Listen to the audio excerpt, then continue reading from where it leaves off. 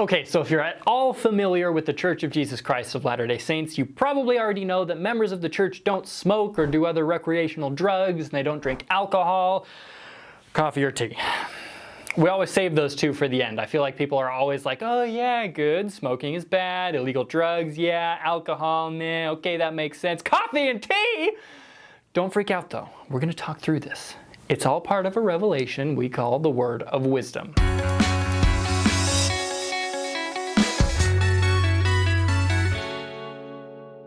Oftentimes, both anciently and modernly, revelation comes about as the result of a question. But what's 6 times 7? Or how many roads must the man walk down? In 1833, Joseph Smith had started a small school called the School of the Prophets. It consisted of like 25 guys packed into a small room on the second floor of a mercantile store in Kirtland, Ohio. These guys were big-time pipe smokers and chewing tobacco users. It made the room nasty. Joseph's wife Emma was just disgusted with the tobacco-soaked floor. They both lived in this mercantile at the time, so she often was the one cleaning the floors. Anyway, Joseph ends up asking God about how to remedy the situation. The resulting revelation is recorded in Doctrine and Covenants, section 89. There's a link in the description below if you want to read it for yourself. It's only 21 verses long. The revelation, called the Word of Wisdom, is essentially a law of health we live by. It's pretty broad in some ways and pretty specific in others. It talks about the stuff we should be eating, I don't like green food, as well as the stuff we should not eat. Have they got any chips? Currently, Latter-day Saints live this law pretty strictly. From the text, though, we learn that when it was first revealed, it was not considered a commandment, but rather divine counsel. Joseph Smith, Brigham Young, and their contemporaries still occasionally smoked and drank. Through later prophets, the word of wisdom evolved from counsel to commandment, which I'm grateful for because statistically, Latter-day Saints that follow this commandment live about 8 to 11 years longer than the general population.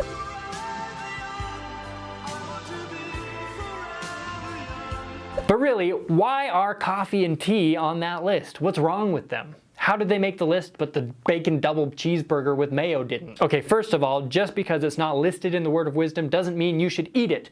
It also doesn't mention bleach, but don't drink bleach.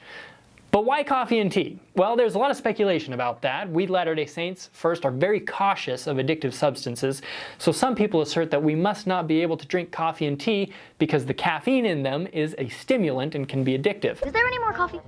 That's a good theory and may have something to do with it, though it's led to a misconception that Latter-day Saints can't drink soda that has caffeine in it, which isn't the case. The revelation also says it was given in consequence of evils and designs which do and will exist in the hearts of conspiring men in the last days. This calls to mind stories of big tobacco and other companies working overtime to get you addicted to their products, and leaves the door open to those kinds of possibilities right now or in the future. Will something or is something like this happening with tea and coffee right now? I don't know. When it comes right down to it, I don't know exactly why we're asked not to drink coffee or tea. But I believe Joseph Smith was a prophet, so I'm not going to drink it. You might remember a certain leper in the Old Testament called Naaman. In 2 Kings, Naaman hears about a man in Samaria who could apparently heal people. His name was Elisha. He was a prophet. Naaman, having nothing to lose but his limbs... Leprosy joke. I didn't know what you wanted me to say. I wanted to throw that in. Naaman, having nothing to lose but his limbs, traveled to Elisha's house to see if the rumors were true. Elisha doesn't meet Naaman personally, but rather sends out a messenger to him.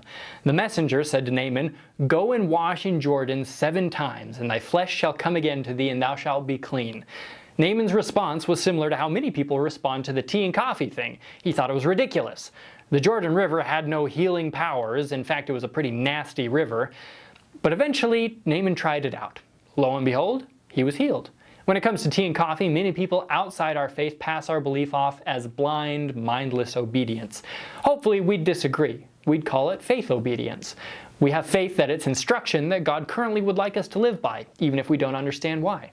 That rhymed. Check out the link to our website in the description for more information about the Word of Wisdom. I'll throw a few other helpful resources in there for you as well. And we'll see you next time. Have a great day.